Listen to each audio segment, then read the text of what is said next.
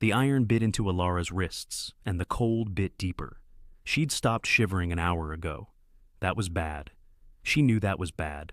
Her mother had taught her about hypothermia before she'd turned her back and walked away with the rest of them. The wind shrieked through the trees, driving snow into her bare skin like tiny knives. Alara's wolf had gone silent 3 days ago, retreating so far inside that she might as well have been human. Maybe that's what she was now. Just human, just broken, just barren, just dying. Please. The word came out as barely a whisper, cracked and raw. She didn't even know who she was talking to anymore. The moon goddess who'd supposedly cursed her? Marcus, who'd probably celebrated with a bottle of whiskey the moment they'd dragged her from their cabin? Her mother? The chains rattled as her body sagged against the ancient oak.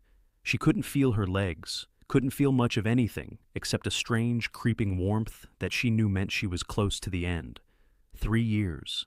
3 years of trying, of monthly disappointments, of watching Marcus's face grow harder and his fists quicker.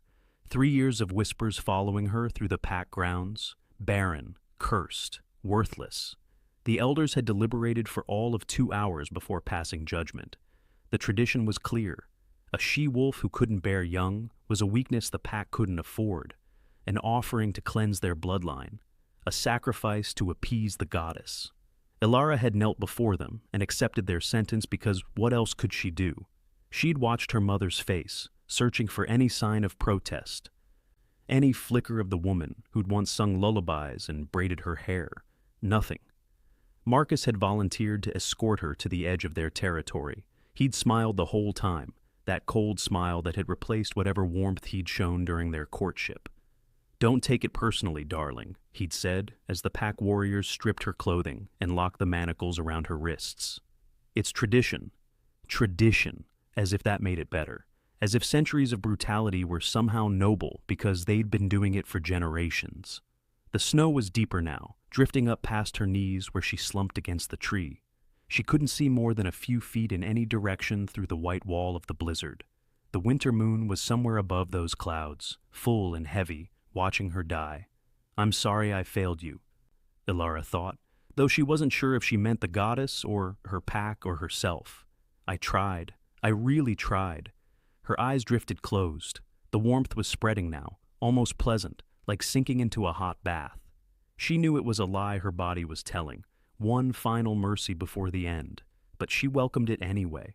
Better this than another season under Marcus's roof, another month of needles and potions and desperate prayers. A sound cut through the wind. Footsteps, maybe, or just the creaking of frozen branches. Alara forced her eyes open. Golden light flickered in the darkness between the trees. 2 points of it, steady and bright, like flames that refused to be extinguished by the storm. Eyes. She'd heard the stories, of course. Everyone had. The winter moon brought out the wild things, the old things. The creatures that hunted when the veil between worlds grew thin. Spirits came for the dying. Demons came for the damned. Come on then, she thought tiredly.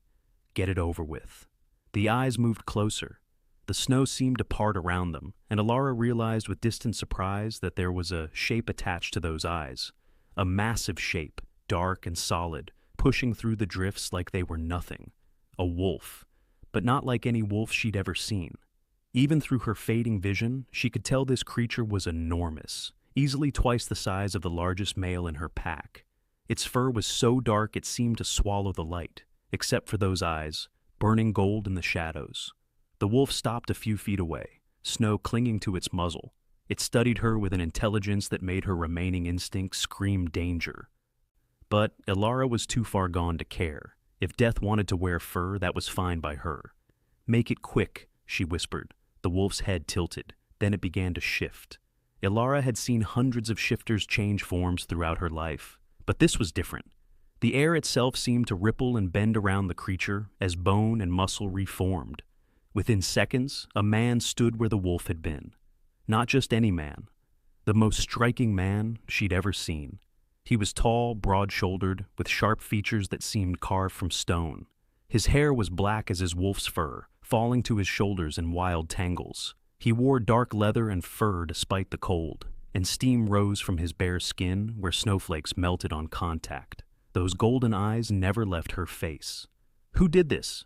His voice was deep, rough, carrying the kind of authority that made her wolf stir feebly in the depths of her mind.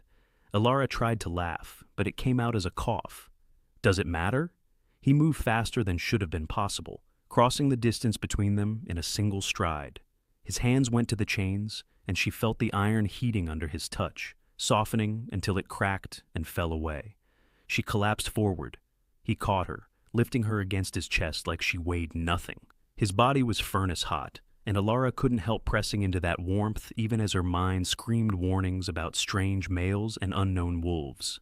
"Your pack," he said, not really a question. His nostrils flared as he scented the air around her. "Silverpine. They left me here. Tradition." The word tasted bitter even through her numb lips. "I'm Barren, cursed. This is how we cleanse. This is murder." He was already moving, carrying her through the snow like it wasn't even there. "And you're not cursed. You don't know that. I know exactly that."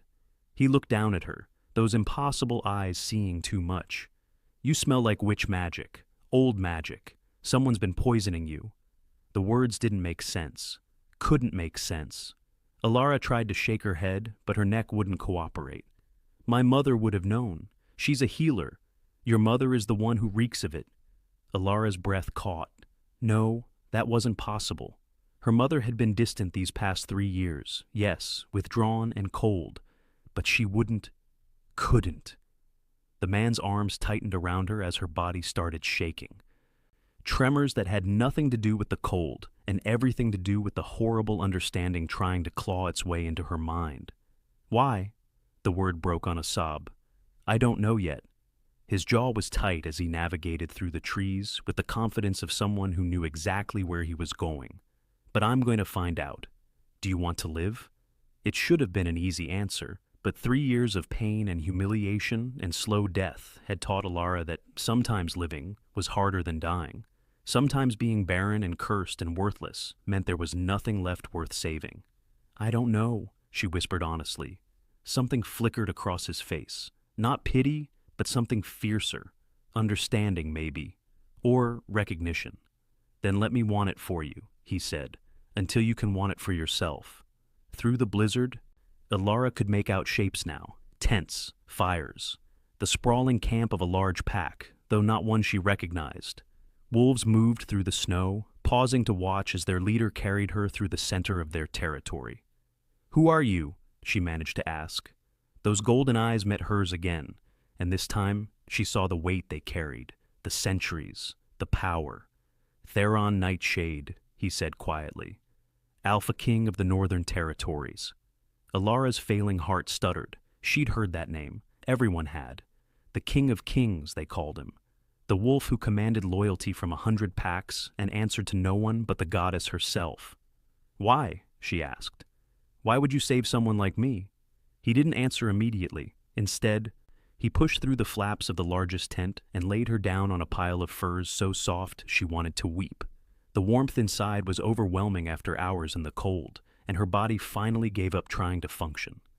"Because 3 months ago," Theron said, his voice seeming to come from very far away, "the goddess herself appeared in my dreams and told me to follow the dark magic north.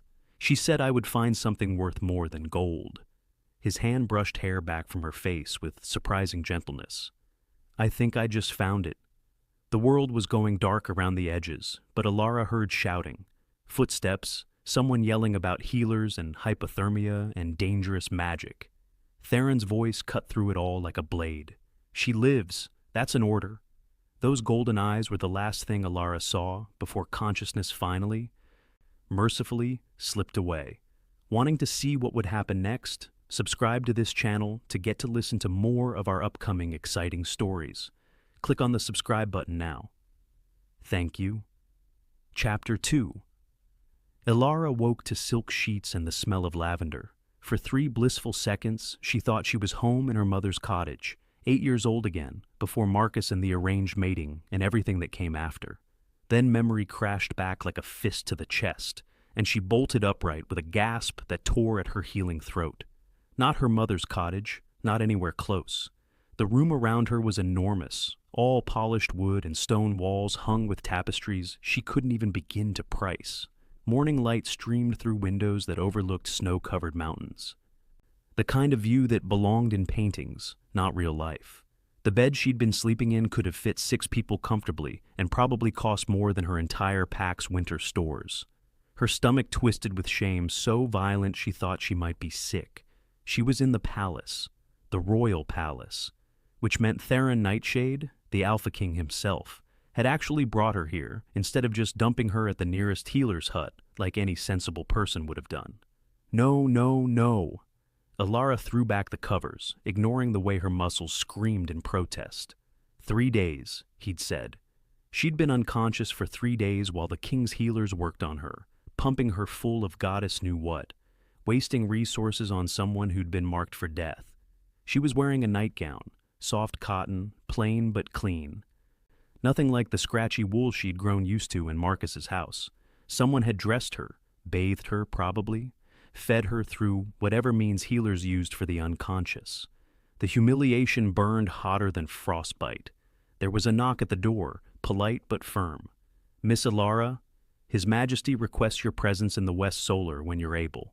Requests, as if she had a choice, as if she was anything other than a charity case who owed the king her miserable life.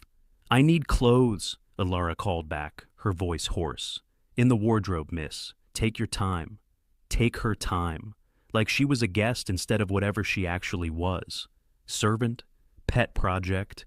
She shoved herself out of bed, swaying on legs that felt like they belonged to someone else, and made her way to the wardrobe.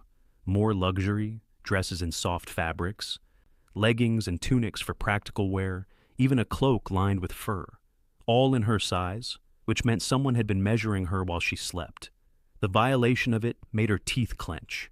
She dressed quickly in the plainest things she could find, dark leggings and a simple gray tunic, and braided her hair with shaking fingers. The mirror on the wall showed a stranger, too thin, too pale, with shadows under her eyes that makeup couldn't hide. She looked exactly like what she was, broken. The palace corridors were a maze, but there were servants everywhere, and they all seemed to know where she was supposed to go. They also all seemed to know who she was, if the whispers and barely concealed stares were any indication. "That's her? The Barren one from Silverpine. Can you imagine? What was the king thinking? Charity case? He's always had a soft spot for strays." Alara kept her head high and her face blank, the same mask she'd perfected during 3 years of pack gatherings where everyone knew her shame. Let them whisper. She'd be gone soon enough anyway, as soon as she figured out where gone could possibly be. The West Solar turned out to be a large room filled with books and sunlight, more windows than walls, with a view that probably distracted scholars for hours.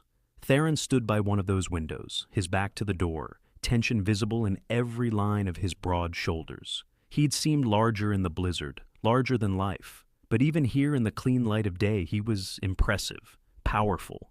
The kind of wolf who commanded rooms just by existing. "You're awake," he turned, and those golden eyes scanned her face with an intensity that made her wolf stir for the first time in months. "How do you feel?" "Like I should be dead." The words came out harsher than she'd intended, but Alara was too raw to care about courtesy. "Why am I here?" "You needed healing. There are healers in every pack between your camp and Silverpine. You could have dropped me anywhere." His jaw tightened. Those healers wouldn't have known about the poison. Right, the poison. The witch magic he'd claimed to smell on her skin.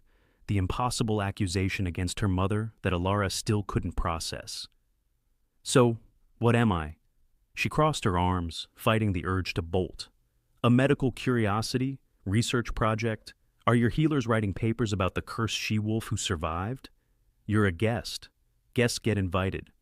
I got dragged here unconscious. Would you rather I'd left you chained to that tree?" "Yes," part of her screamed, because this luxury and charity and pity was so much worse than a clean death in the snow. But she couldn't say that out loud, couldn't admit that surviving felt like the real punishment. "I want to know what you want from me," Alara said instead. "Nobody saves a stranger without a reason, especially not a king." Something flickered across his face. Frustration, maybe. Or disappointment. "I told you, The goddess, the goddess abandoned me 3 years ago when she cursed me barren. Alara's hands clenched into fists. So, forgive me if I don't believe in divine intervention anymore. You're not cursed. Then what am I? The question came out broken, and she hated herself for it. Because I sure as hell feel cursed. 3 years, Theron. 3 years of trying and failing and watching everyone I loved turn away because I couldn't give them the one thing that mattered. Love. His voice was cold now, sharp as winter wind. Is that what you call what your pack did to you? What your mother did? Don't. The word cracked like a whip.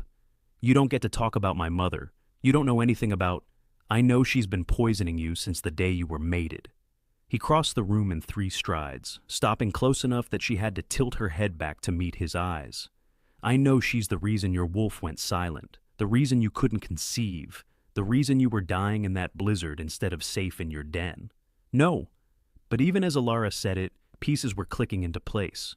Her mother's insistence on making her special teas. The tonic she'd drunk every morning for fertility. The way her wolf had grown quieter and quieter until there was nothing left but silence. Why? Her voice was barely a whisper now. Why would she do that? I don't know yet, but I will find out. Theron's hand lifted, hovering near her face but not quite touching. You'll stay here while you heal. Work in the archives if you want something to do. We have texts there that might interest you. When you're strong enough, you can choose where you go next. Just like that, you'll just let me leave? You're not a prisoner, Alara. She wanted to believe him, but 3 years of captivity disguised as marriage had taught her that chains didn't always look like chains. The door burst open without warning. A man strode in, tall and sharp-featured, with the kind of presence that marked him as high-ranking. His eyes went straight to Theron, then slid to Alara with obvious contempt. We need to talk, the man said. Now. Kane. Theron's voice held a warning. This isn't the time. You brought a barren stray into the palace and expect me not to say anything? Kane moved closer, his wolf pressing against the surface in a display of dominance that made Alara's hackles rise. The court is in an uproar. The council wants answers, and I want to know what possible reason you had for wasting resources on... Careful. The temperature in the room dropped 10 degrees. Theron didn't move, didn't even raise his voice, but suddenly he was terrifying.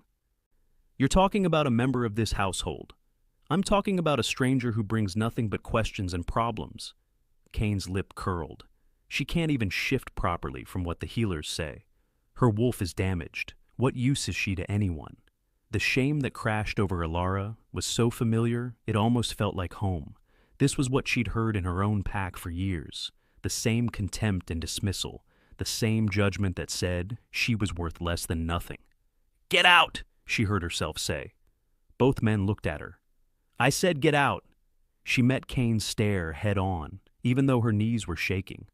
You want to insult me? Do it when I'm not standing right here. I've had enough practice being talked about like I'm not in the room. Kane's eyes widened slightly, surprise flickering across his face before contempt rushed back. You don't give me orders, girl. No, but I do. Theron stepped between them, his body language leaving no room for argument. And I'm telling you to leave. We'll discuss this later. For a moment, Alara thought Kane might refuse. His jaw worked, and his fists clenched at his sides. Then he gave Theron a sharp nod and stalked from the room, slamming the door behind him hard enough to rattle the windows. The silence that followed was suffocating. I'm sorry, Theron said quietly. He's protective of the pack, but he had no right... He's right, though. Alara was already backing toward the door. I don't belong here. I don't belong anywhere. This was a mistake. Alara... He reached for her hand, probably trying to stop her from leaving. But the moment his fingers brushed her wrist, something happened. Her wolf surged. Not the weak, dying thing that had been fading for months, but something wild and fierce and alive. It roared through her veins like fire, like recognition, pressing against her skin so hard she gasped. Theron froze, his eyes going wide. She could feel his wolf, too, pushing back against hers, equally shocked. The air between them crackled with something that felt like lightning. Don't touch me! Alara wrenched her hand away, stumbling back. Her heart was racing, her wolf howling in confusion, and something else. something that felt dangerously like longing. You're doing this somehow, using me for something. I don't know what your game is, but I'm not playing. There's no game. Then what was that? She gestured wildly between them. My wolf has been dead for months, and suddenly you touch me and She couldn't finish the sentence, couldn't name what her wolf had felt in that moment of contact. Mine, her wolf had said. Mine, mine, mine. I need to go. Alara turned and ran, ignoring Theron calling her name, ignoring the servants who scrambled out of her way as she tore through the corridors. She found the library by accident, drawn by the smell of old books and the promise of somewhere quiet to hide. It was massive, shelves reaching up 3 stories, ladders on rails to reach the highest sections. She grabbed books at random, anything to distract herself from the phantom warmth of Theron's touch, and the way her wolf was still pacing restlessly beneath her skin. The 3rd book she opened made her freeze. On the Sacred Bond, Understanding Mate Connections and Their Manifestations. Her hands shook as she flipped through pages, scanning text about fated mates and divine pairings, and there, a chapter titled Blessed Barrenness, a rare condition that occurs when a she-wolf's true mate has not yet claimed her. The goddess, in her wisdom, ensures that the wolf cannot conceive with any partner except the one chosen by fate. This protective measure prevents bloodline confusion and ensures the strongest possible offspring when the true pairing finally occurs. Symptoms include progressive difficulty conceiving, weakening of the wolf spirit, and eventual silence of the inner wolf if the mating bond is delayed or prevented. This condition is often mistaken for infertility or curse, leading to tragic consequences in packs that do not recognize the signs. Ilara's vision blurred. 3 years. 3 years of thinking she was broken, cursed, worthless. 3 years of Marcus's cruelty and her pack's judgment and her mother's. Her mother had known, had to have known. A healer would recognize the signs, would understand what was happening, unless she hadn't wanted to understand. Unless keeping Ilara barren had been the goal all along. But why? She was still sitting there, the book open in her lap, when she heard footsteps in the night. Quiet footsteps. Wrong footsteps. Ilara's new instincts, sharpened by years of living with an unpredictable mate, screamed danger. She closed the book and slid deeper into the shadows between the shelves, making herself small. 3 figures slipped into the library, moving with purpose toward the section where she'd been reading moments before. They weren't palace guards. Their movements were too furtive, too careful. One of them pulled out a small cloth bundle. Even from this distance, Ilara could smell it. Herbs and something else. Something that made her wolf snarl in recognition. Witch magic. Make it quick, one of them hissed. If the king finds out we're here, the king won't find out anything if you shut up and let me work. The first figure began arranging items from the bundle on the floor. Candles, stones, a lock of hair that made Ilara's stomach turn because she recognized the color. Her color, taken while she was unconscious. They weren't here to kill her. They were here to make sure she stayed broken, wanting to see what would happen next. Subscribe to this channel to get to listen to more of our upcoming exciting stories. Click on the subscribe button now. Thank you. Chapter 3. Ilara didn't scream. She wanted to, goddess, she wanted to. But years of suffering and silence had taught her how to swallow sound. So when the 3 intruders looked up from their spell circle with murder in their eyes, she pressed her hand over her mouth and ran. The library was a maze of shelves and shadows, but they knew it better than she did. Footsteps pounded behind her, getting closer. Her wolf, still weak and confused, couldn't give her the speed she needed. She rounded a corner and slammed straight into a solid chest. Strong hands caught her shoulders. Ilara, Theron. Of course it was Theron. The man seemed to appear whenever she was at her most desperate, like he had some kind of radar for her disasters. "They're here," she gasped. "In the library. They were casting." He moved before she could finish, setting her aside and shifting mid-stride. His wolf was massive and dark and terrifying, and when he roared, the sound shook dust from the rafters. The intruders tried to run. They didn't make it far. Within minutes, the library was flooded with guards, and the 3 assassins were pinned to the floor in silver chains. Ilara stood against a bookshelf, shaking so hard her teeth chattered, watching as Theron shifted back and began interrogating them with cold efficiency. Who sent you? Silence. I can make this very unpleasant, Theron said quietly. Or you can tell me who hired you to harm someone under my protection. One of them spat at his feet. We weren't here to harm her. Just to maintain... Maintain what? When they didn't answer, his voice dropped to something dangerous. Kane, get Moira, now. The name sent murmurs through the gathered guards. Ilara had heard stories about Moira. Every wolf in the Northern Territories had. The king's personal witch, feared and respected in equal measure, the only magic user allowed in the royal palace. She arrived within minutes, a tall woman with silver-streaked dark hair and eyes that seemed to see through skin to whatever lay beneath. Those eyes swept the room, cataloging the spell components scattered on the floor, the prisoners, and finally landing on Ilara with unsettling focus. Barren root, Moira said immediately, crouching by the candles. Mixed with something else, something old. She picked up one of the stones, sniffed it, and her expression darkened. This is blood magic, keyed to a specific signature. Can you trace it? Theron demanded. I can do better than that. Moira stood, brushing off her hands. I can show you exactly what they've done to her, if she'll let me. Every eye in the room turned to Ilara. What do you mean, show him? Her voice came out smaller than she'd intended. A blood ritual. It won't hurt much, and it will reveal every spell that's been cast on you. Moira's gaze was sharp, but not unkind. Given what I'm seeing here, I think you'll want to know the truth. The truth. Ilara wasn't sure she could handle any more truth. The past few days had already shattered everything she'd thought she knew about her life. Will it help you find who's behind this? She asked. Yes. Then do it. Moira worked quickly, setting up a circle in a clear space while the guards dragged the prisoners away. She had Ilara sit in the center and drew symbols around her in something that looked like silver paint, but smelled like winter storms.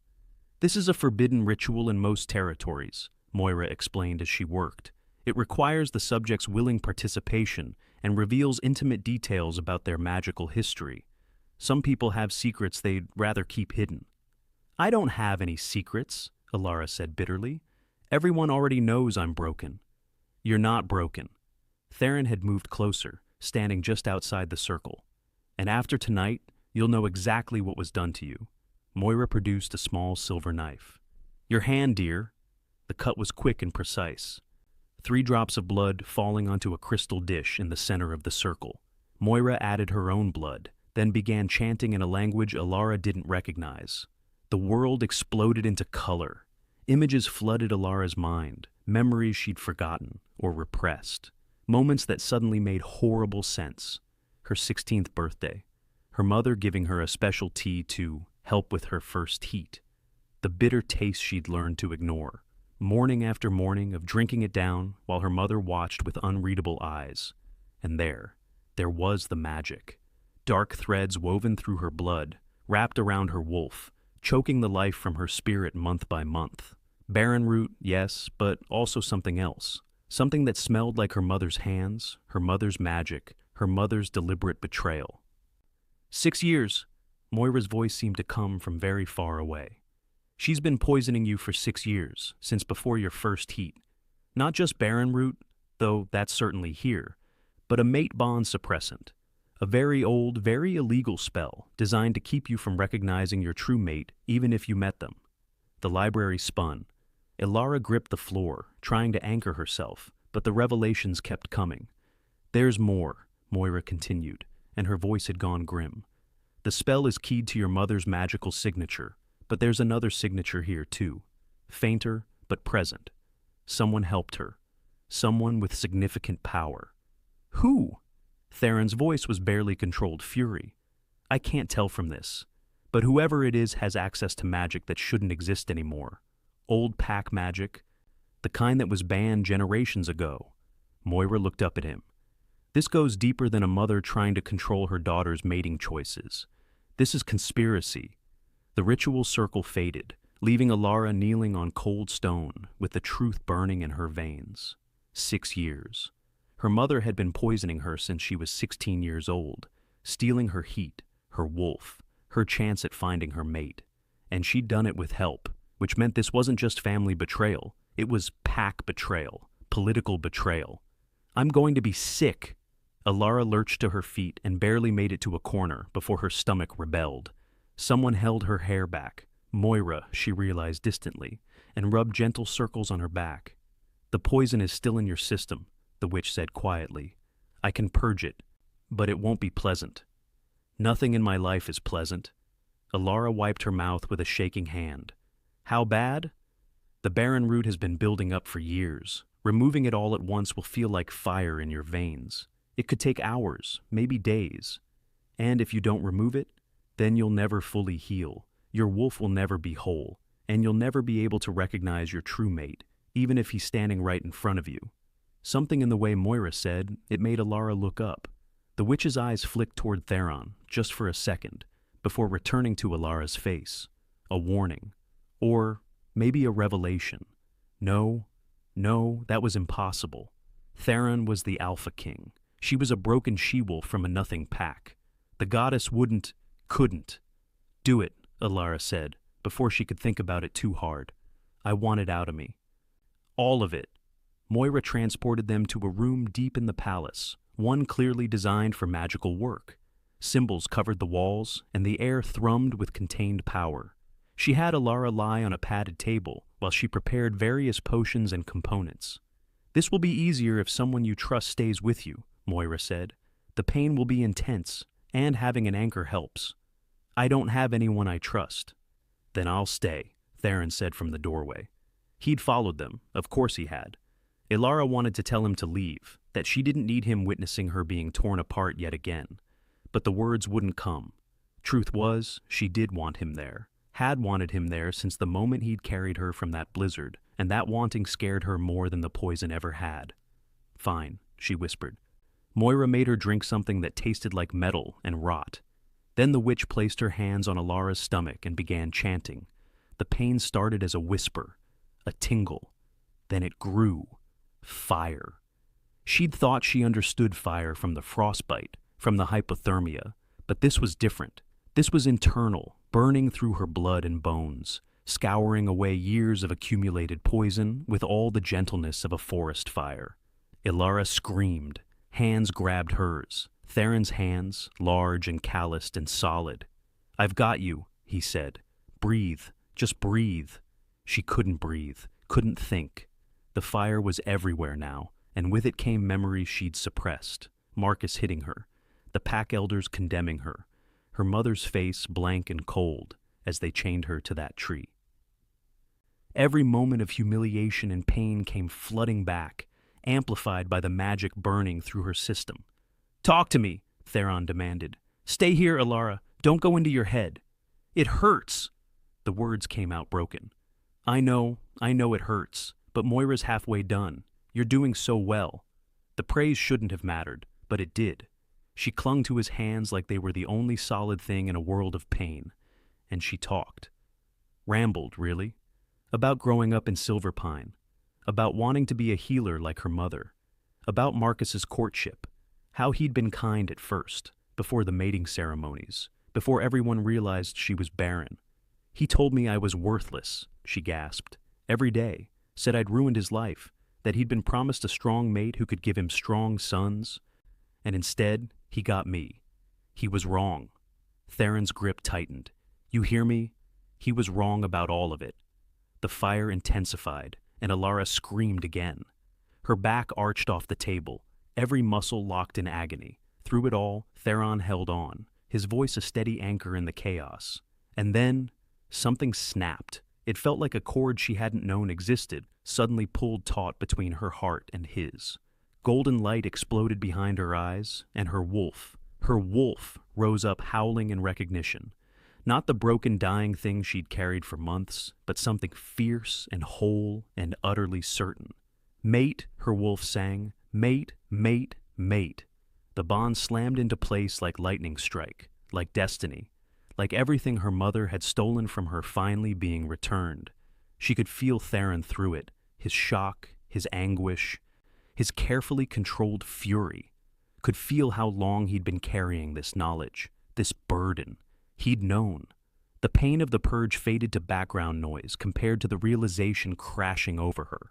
He'd known since the blizzard, since the moment he'd found her.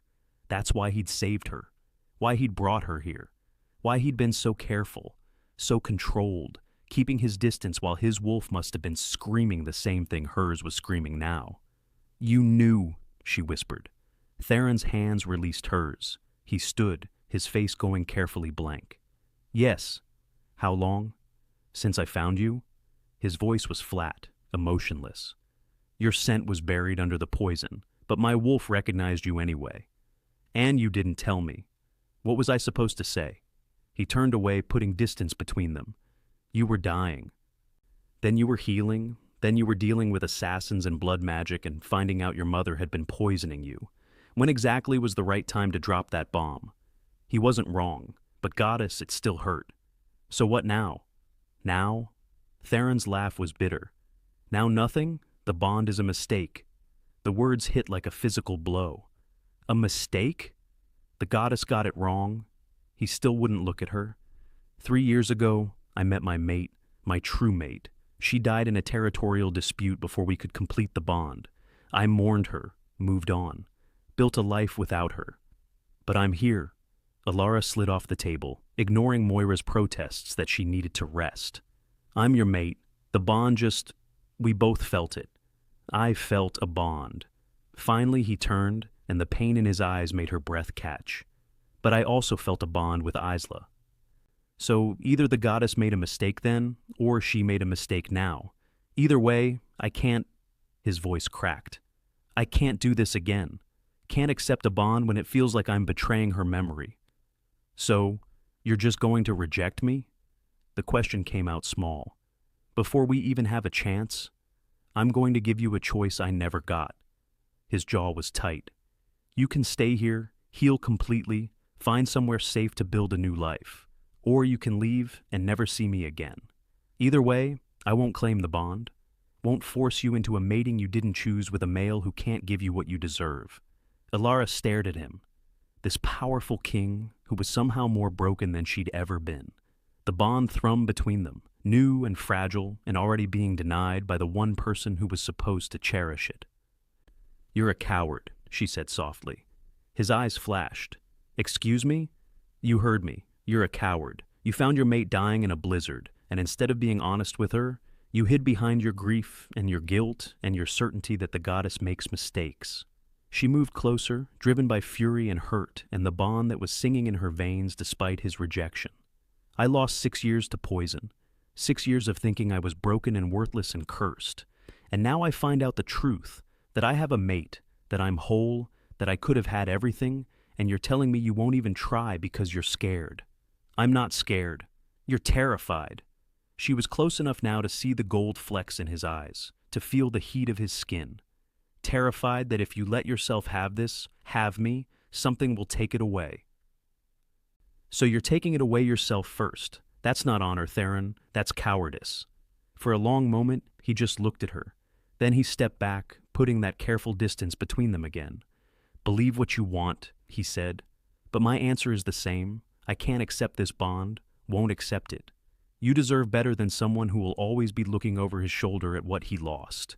He walked out, leaving Alara standing in the ritual room with Moira and the smoking remains of 6 years of poison, and a mate bond that was supposed to heal her, but instead felt like one more thing being stolen away. If you're still listening to this story up to this point, why don't you subscribe to this channel to continue getting impactful daily stories like this? We would be most grateful if you can do that to help boost this video to reach everyone. Thank you. Chapter 4. Ilara packed in the dark. She didn't have much, just the clothes the palace had given her, and the book about mate bonds she'd stolen from the library. Everything fit into a single bag, light enough to carry through the mountains if she had to. She'd leave at dawn, slip away before the palace woke, before anyone could stop her. Or worse, pity her. Before she had to see Theron again and feel the bond pulling at her chest like a fishhook. 3 days since the purge. 3 days since her wolf had finally woken fully, healthy and whole, and screaming for a mate who didn't want her. 3 days of catching glimpses of Theron in corridors and watching him immediately turn away, his face carved from stone. She couldn't do this, couldn't stay in a palace where every breath reminded her of what she'd never have. The door to her room opened without warning. Elara spun, her heart leaping, but it wasn't Theron. Cain stood in the doorway, and for once the head beta didn't look contemptuous. He looked terrified. "You need to come with me," he said. "Now. I don't need to do anything. The king is dying." The bag slipped from Elara's hands. "What?" "Dying, collapsing. His wolf is going feral." Cain grabbed her arm, already pulling her toward the corridor. "The healers say it's the bond. Rejecting a mate without formally severing it. It's killing him." No, that wasn't possible. Theron was the strongest wolf she'd ever met. He couldn't just... "How long?" she demanded. "He collapsed an hour ago. Won't wake up." "His wolf keeps trying to break free, and if it does..." Cain's grip tightened. "If his wolf goes completely feral in this state, it won't recognize friend from foe. It'll tear through the palace trying to get to you." They were running now, through corridors Elara barely recognized. Guards stood at attention outside massive double doors, their faces grim. Beyond those doors, she could hear snarling, breaking furniture. Someone, Moira, probably, chanting desperately. "I thought you hated me," Elara said, as Cain reached for the door handle. "I do." His smile was bitter. "But I love my king more. And whether I like it or not, you're the only thing that can save him." The room beyond was chaos. Theron's wolf was loose, massive and dark, pacing the confines of what looked like his personal quarters with violent energy. Furniture was shredded. Curtains hung in tatters. Moira stood in one corner, maintaining some kind of barrier that kept the wolf from breaking down the door. But even from here, Elara could see the witch was exhausted. "Finally," Moira gasped, "get in here, carefully." "That's not careful. That's suicide," Elara breathed. But her wolf disagreed. Her wolf was already pushing forward, unconcerned by the violence or the danger, focused only on the fact that her mate was hurting. Elara stepped through the barrier. Theron's wolf's head snapped toward her. Those golden eyes were wild, unfocused, more animal than she'd ever seen them. He stalked toward her, growling low in his chest, and every instinct screamed at her to run. She held her ground. "Hey," she said softly. "It's me. It's Elara." The wolf stopped 3 feet away, head lowered, hackles raised. This close, she could see he was trembling, could smell the sickness on him, the wrongness of a bond being denied by sheer, stubborn will. "You're hurting yourself, you idiot," she whispered. "And for what? Some noble sacrifice that nobody asked for?" The wolf snarled, but it sounded more confused than threatening now. "I know you're scared." Elara took a careful step forward. "I know you lost someone you loved, and you think accepting me means betraying her. But this..." She gestured at the destroyed room, at his shaking form. "This isn't honoring her memory. This is just dying slowly and taking your kingdom down with you." Another step. Close enough now to touch if she dared. "I'm not asking you to love me," she said, and the words hurt more than the poison purge ever had. "I'm not asking you to forget her or pretend you didn't lose something precious. I'm just asking you to stop killing yourself. Stop killing us both." The wolf's eyes cleared, just a little. She saw Theron in there, fighting his way back to consciousness, struggling against the feral instincts that had taken over. Elara reached out and placed her palm against his muzzle. The bond flared between them like touching a live wire. The wolf shuddered, then collapsed, and between one breath and the next, Theron was there instead, naked and gasping on the floor of his ruined quarters. "Elara!" Her name came out broken. "You shouldn't... I told you to leave." "Yeah, well, I've never been good at following orders." She knelt beside him, fighting the urge to touch him again, to smooth back the hair falling in his face. "Cain says you're dying." "I'm fine." "You're a liar." He tried to sit up and immediately swayed. Elara caught him without thinking, and the contact sent another shock through the bond. She felt his exhaustion, his pain, the way his wolf was tearing him apart from the inside, trying to complete what his human side kept denying. "Why didn't you just sever it properly?" she demanded. "If you're so determined to reject the bond, there are rituals, clean breaks. Why drag this out?" "Because I'm a coward." The admission seemed to cost him. "Just like you said, I can't accept it, but I can't fully let it go either. So I'm stuck in this half state, and apparently it's killing me." His laugh was harsh. "Poetic, isn't it? The great Alpha King, brought down by his own indecision." Moira appeared at Elara's elbow, pressing a vial into her hand. Get him to drink this. It'll stabilize him temporarily, but Elara, the witch's voice dropped. He can't keep going like this. A few more days, maybe a week, and the damage will be permanent. He'll either die or go permanently feral. Then he needs to make a choice. He needs to accept the bond, Moira corrected. There's no other option now. The rejection has gone too far. If he tries to formally sever it at this point, it'll kill you both. The vial was cool in Elara's hand. She helped Theron drink, watching his color improve slightly as whatever magical cocktail Moira had created did its work. I'll stay, she heard herself say. Both Theron and Moira looked at her sharply. Not as his mate, Elara continued, each word carefully chosen. As palace ward, a guest, whatever political title makes this easier. I'll stay close enough that the bond doesn't kill him, but we maintain distance otherwise. No claiming, no mating, just survival. Elara, Theron started. I'm not doing this for you, she cut him off. Cain explained what happens if you die. Civil war, rival alpha families tearing the kingdom apart, thousands dead in the fighting. I won't have that on my conscience. She stood, putting distance between them before she could do something stupid like cry. But don't mistake this for forgiveness, and don't expect me to be happy about it. The arrangement was announced the next morning as a royal decree. Elara was to be named a ward of the crown, under the king's personal protection, until such time as her situation with her former pack could be resolved. The court accepted it with varying degrees of suspicion, but no one openly questioned Theron's decision. Elara was given quarters in the family wing, close enough to Theron that the bond stayed stable, but far enough that they didn't have to interact daily. It should have been bearable. It was torture. Every moment she felt him through the bond, his frustration, his guilt, the constant low-level pain of denying what they both wanted. Every meal in the great hall meant sitting near him and pretending she didn't notice how his hand would drift toward her before he caught himself. Every night she lay awake, knowing he was doing the same thing one floor above her, both of them trapped in a hell of their own making. And then the summit was announced. Every major alpha in the Northern Territories, Cain explained during the briefing, plus representatives from the neutral zones and the southern packs. It's been planned for months. We can't cancel without looking weak. How long? Theron asked, his voice carefully neutral. 2 weeks. They start arriving in 3 days. Which meant 2 weeks of forced proximity. 2 weeks of public appearances where Elara would have to stand at Theron's side as his ward, close enough to touch but forbidden from it.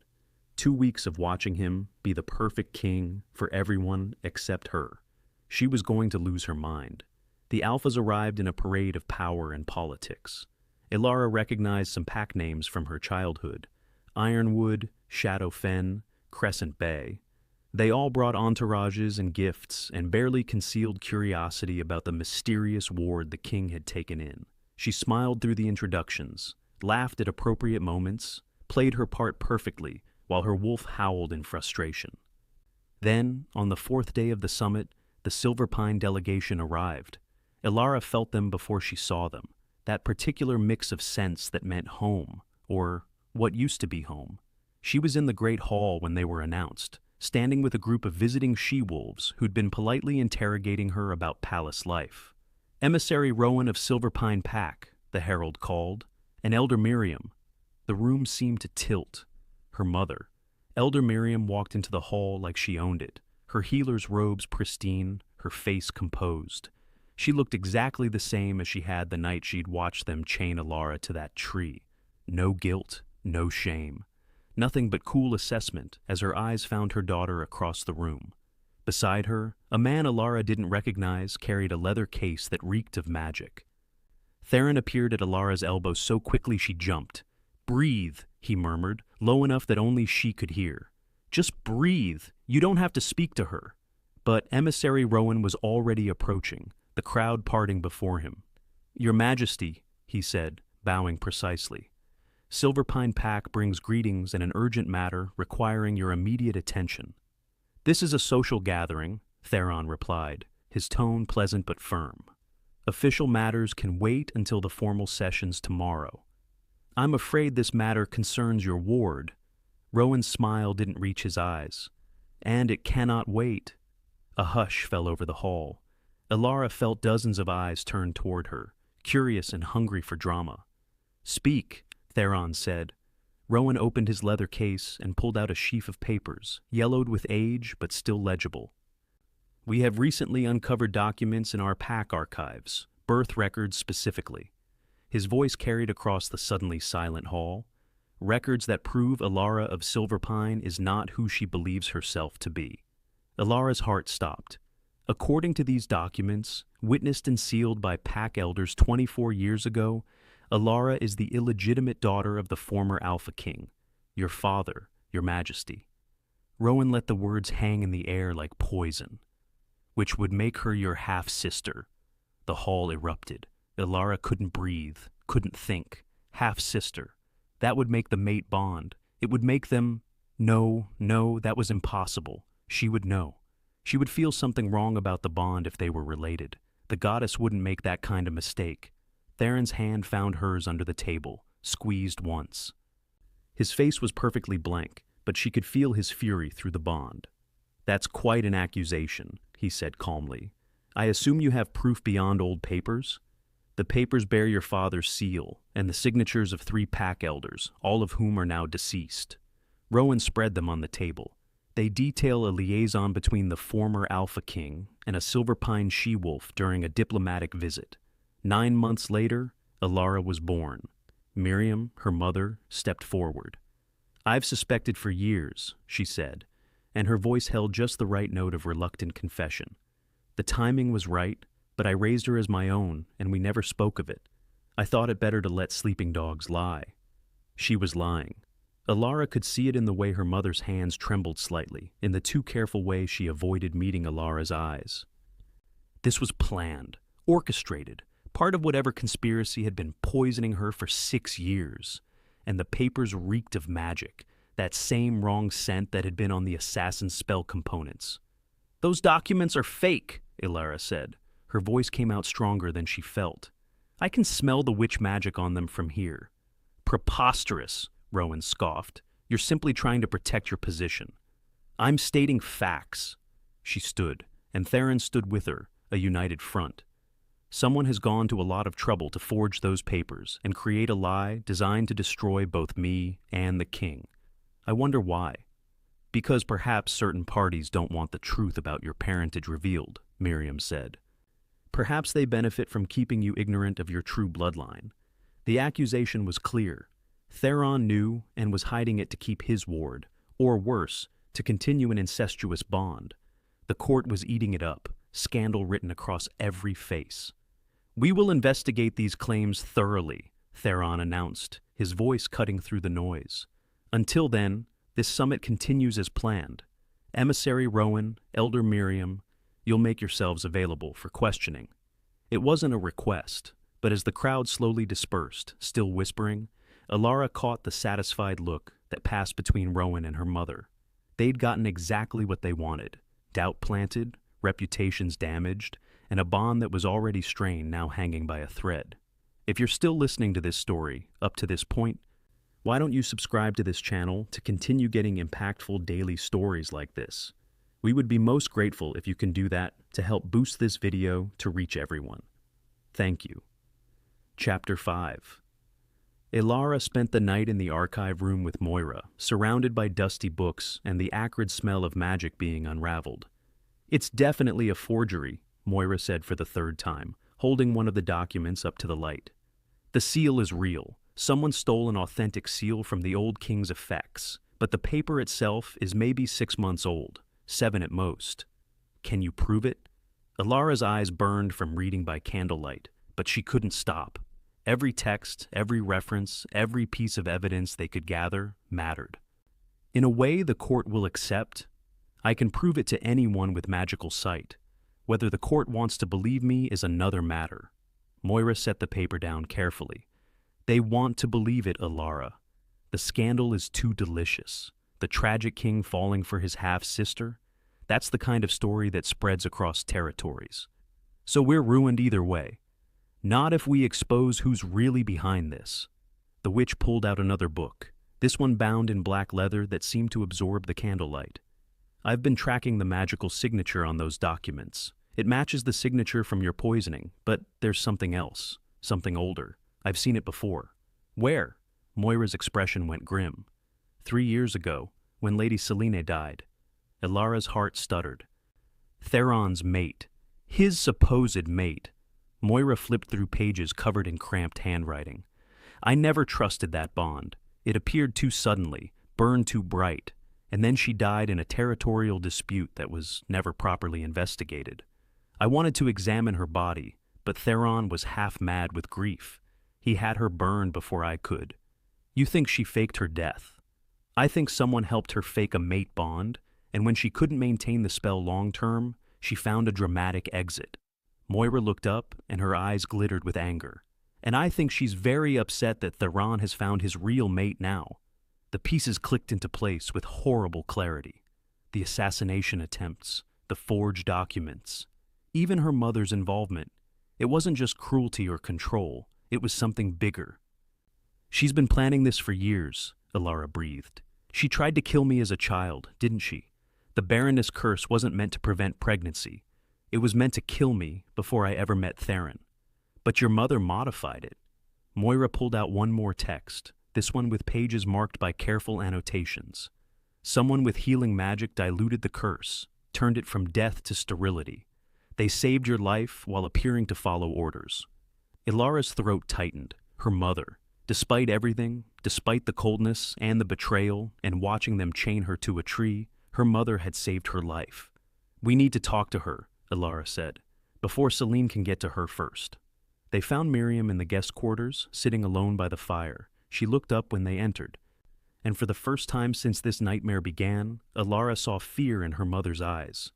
You shouldn't be here, Miriam said. If they see you, who's they, Mother? Ilara closed the door behind them. Selene's coven? The ones who've been pulling your strings for 6 years?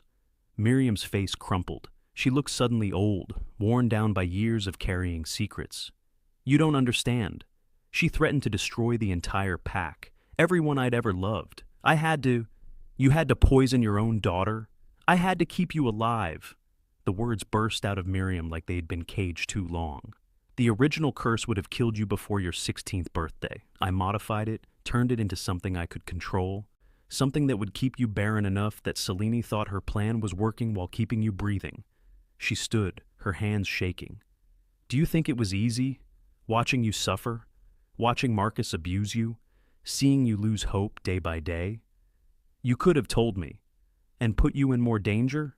Selene has eyes everywhere. If she'd known I was helping you...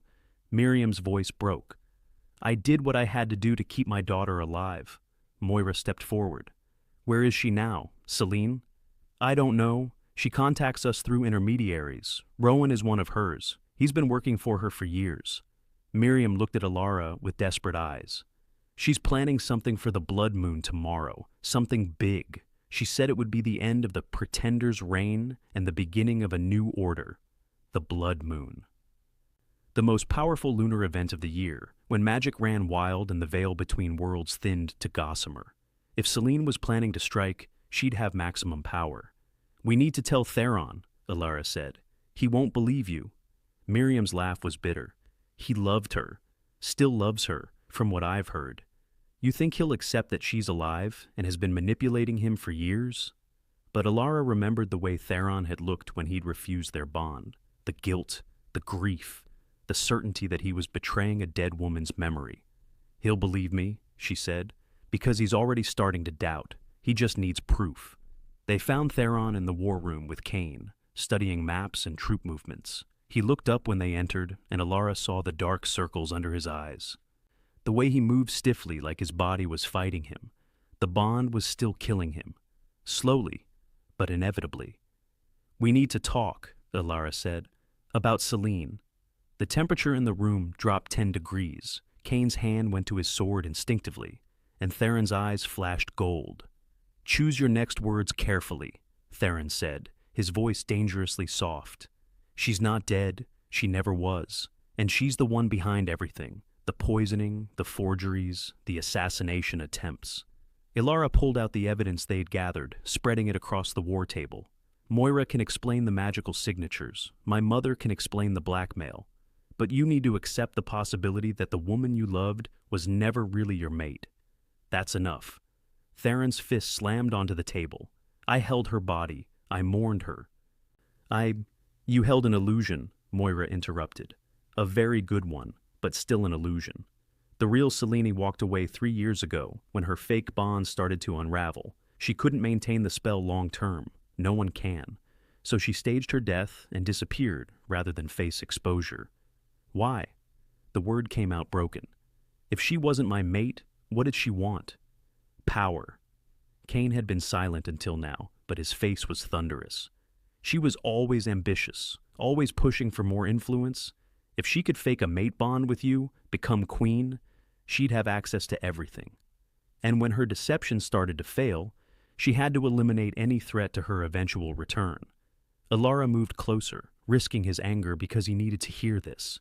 I'm that threat, Theron, the real bond she couldn't fake. That's why she tried to kill me as a child. Why she had me poisoned for 6 years. Why she's creating this scandal now. She wants me dead or disgraced before you can fully accept our bond. She could see him fighting it, see the years of grief and guilt warring with the evidence in front of him. His hands were shaking, and through the bond she felt his anguish like a knife.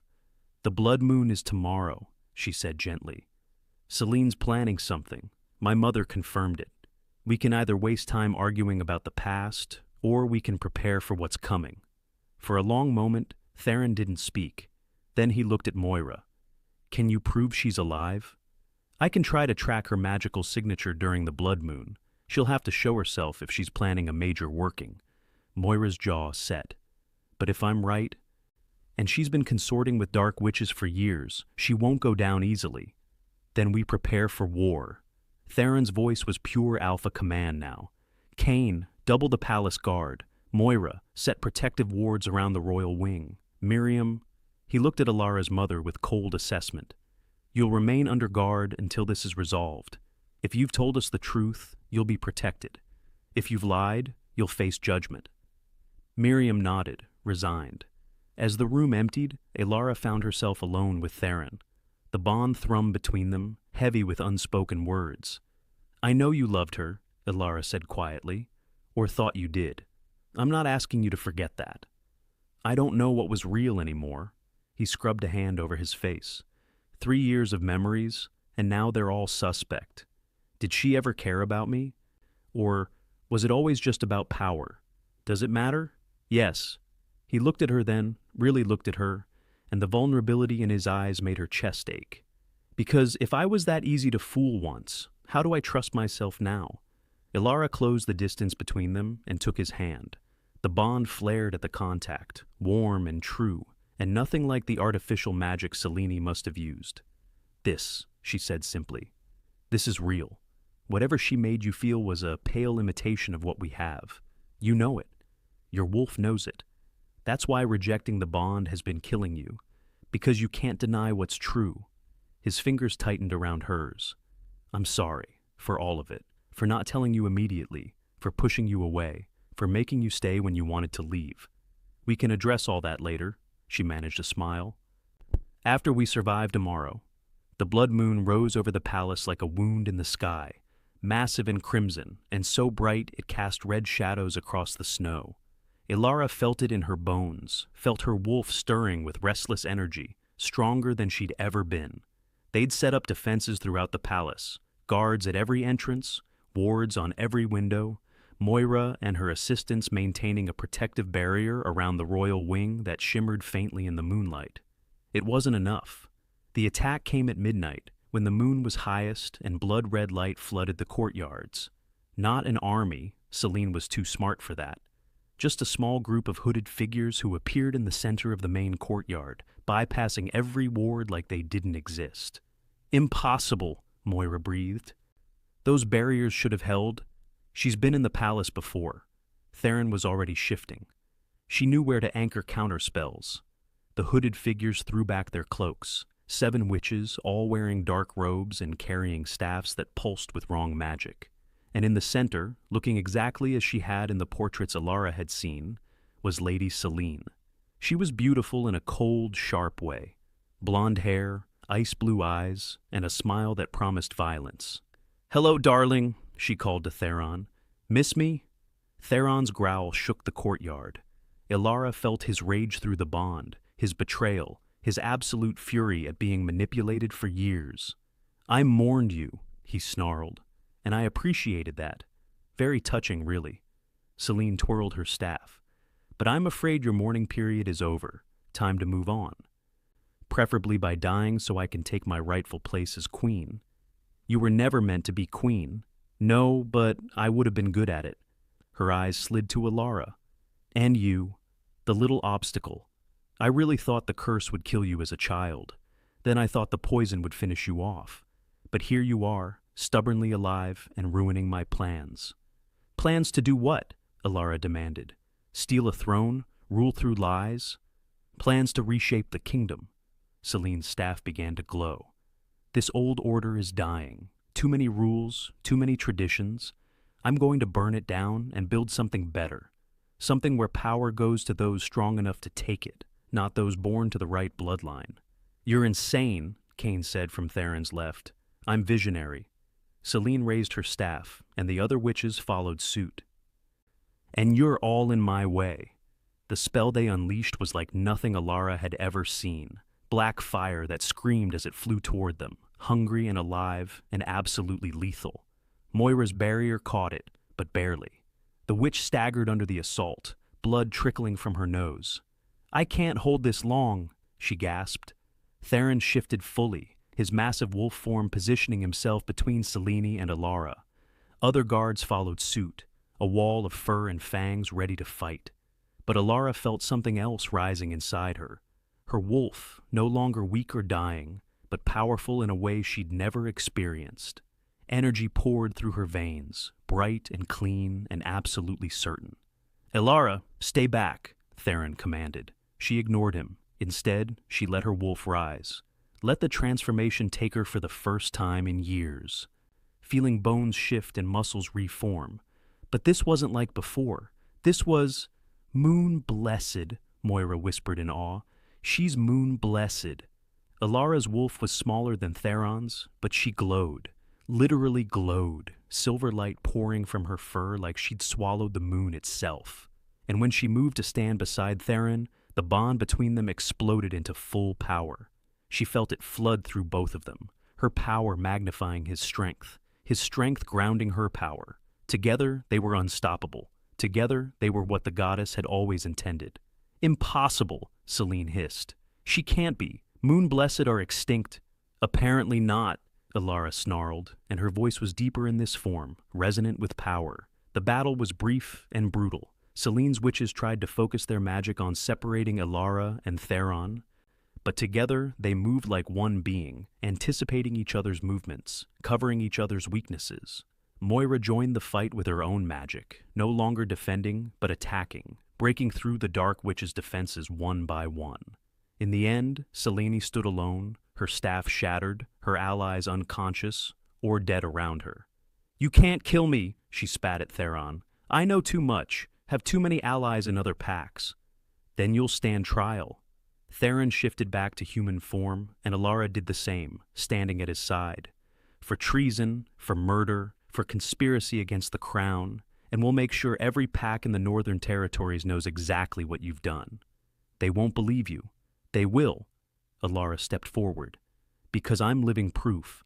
A she-wolf you tried to kill, to curse, to destroy because I threatened your carefully constructed lies. The court will see the evidence. They'll see the forgeries. And they'll see what you really are. A power-hungry witch who tried to steal a throne through deception." Selene lunged, one last desperate attack, but Kane was faster. His sword found her chest, and she crumpled. "Traitors get steel," Kane said flatly. "Not trials." The courtyard fell silent, except for the moans of the wounded witches being secured by guards. Ilara swayed, the adrenaline fading, leaving her exhausted and overwhelmed. Theron caught her. "I've got you." "I know." She looked up at him, seeing him clearly for the first time. No more barriers, no more lies. Just her mate, looking at her like she was the sun. "So now what?" "Now," his hand cupped her cheek. "Now I finish what I should have done the day I found you." He kissed her in front of the entire court, in front of the guards and the nobles and the visiting alphas. claimed her mouth like he was claiming her heart, deep and possessive and absolutely certain. When he pulled back, his eyes were gold. Ilara of Silverpine, will you accept my bond? Will you be my mate, my queen, my everything? Yes. The word came out choked. Yes, you impossible man. Yes. He bit her then, right there in the courtyard, his teeth finding the junction of her neck and shoulder. The mating mark. The permanent bond. The thing she'd been denied her entire life finally. Finally hers. The bond snapped fully into place, and Ilara felt whole for the first time in her life. The palace erupted in cheers.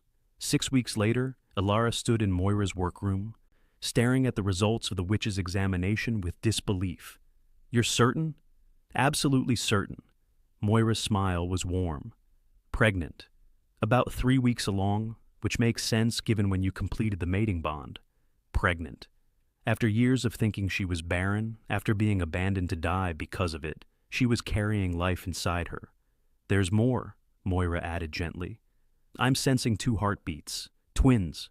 Ilara's hand went to her stomach automatically. Twins. A sign of the moon goddess's blessing. She's giving you back everything that was stolen, plus more. The witch squeezed her shoulder. Congratulations, my queen. Ilara found Theron in their quarters, reviewing reports from his desk. He looked up when she entered, and the smile that crossed his face still made her heart skip. You're back. How did the examination go? Moira said you've been feeling ill? I'm pregnant. He froze. What? Pregnant. 3 weeks, with twins. She moved closer, taking his hands. The goddess is giving us twins, Theron. For a moment, he just stared at her. Then he lifted her, spinning her around with a whoop of joy that was completely undignified for an Alpha King and absolutely perfect. Twins, he breathed against her hair. We're having twins. We are. She pulled back to look at him. After everything, after all the poison and pain and years of thinking I was broken. You were never broken. He kissed her forehead, her cheeks, her lips. You were waiting. For this. For us. For the life we're going to build together. Through the window, the moon shone bright and full and silver. The winter moon. The same moon that had watched her nearly die. Now it watched her truly live. And for the first time in her life, Ilara felt blessed. Thank you for watching this video. Subscribe, like, and share this video to continue listening to this type of story daily, and also to appreciate this community too. I would like to hear your wonderful opinion about this story. Please comment below.